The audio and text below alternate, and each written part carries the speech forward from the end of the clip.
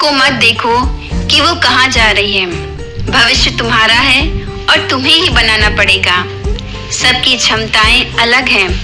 वह इन्हीं क्षमताओं के आधार पर आपको अपनी दशा व दिशा स्वयं ही चयनित करनी होगी। दोस्तों, इन्हीं पंक्तियों के साथ आपकी होस्ट और दोस्त अलीशा सिंह पुनः हाजिर है आपके अपने पसंदीदा कार्यक्रम युवाणी में, और उम्मीद करती हूँ कि आप सभी अच्छे और स्वस्थ होंगे। तो चलिए जान लेते हैं आज के कार्यक्रम के बारे में। शुरुआत होगी चर्चा से, जिसका विषय है पीएम गति शक्ति योजना। वह अपने अगले सेगमेंट व्यक्ति विशेष के अंतर्गत जानेंगे हम सभी के प्रणेता, आर्य समाज की स्थापना करने वाले स्वामी दयानंद सरस्वती के बारे में। वह अंतिम सेगमेंट खेल संसार के अंतर्गत जानेंगे सप्ताह भर की खेल गतिविधियों के बारे में। और हाँ साथियों, आप सभी के मनोरंजन का ख्याल रखते हुए सुनेंगे गीत संगीत।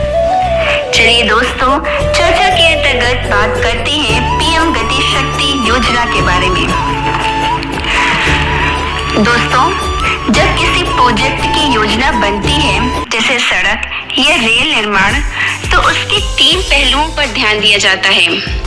विकासशील संरचना के साथ साथ समायोजित संरचना का मैप तैयार किया जाता है। फिर उसे पूरा करने के लिए कम लागत व सबसे प्रभावशाली तरीके की भी खोज की जाती है, ताकि कोई भी सुविधा अंतिम छोर के लोगों तक पहुंच सके व लोग इसका लाभ उठा सके। दोस्तों, आखिरकार गति शक्ति योजना की आवश्यकता क्यों पड़ी? तो चलिए जानते हैं इसको एक उदाहरण से।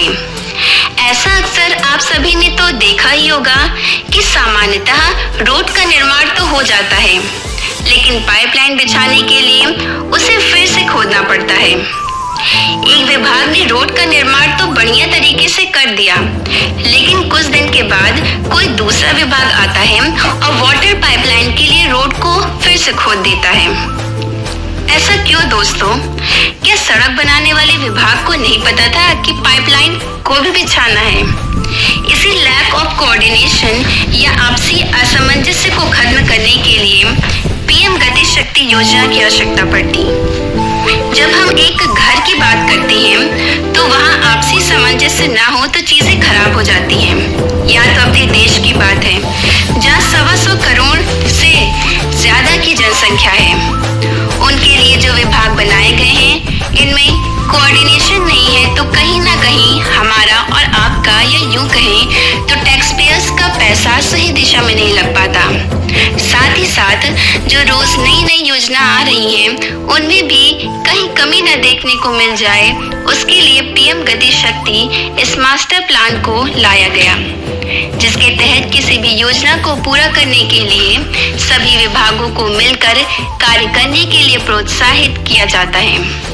अन्यथा पहले क्या होता था, किसी भी एक विभाग के आपसी सामंजस्य के अभाव से लोगों को इंफ्रास्ट्रक्चर का पूरा लाभ भी नहीं मिल पाता था।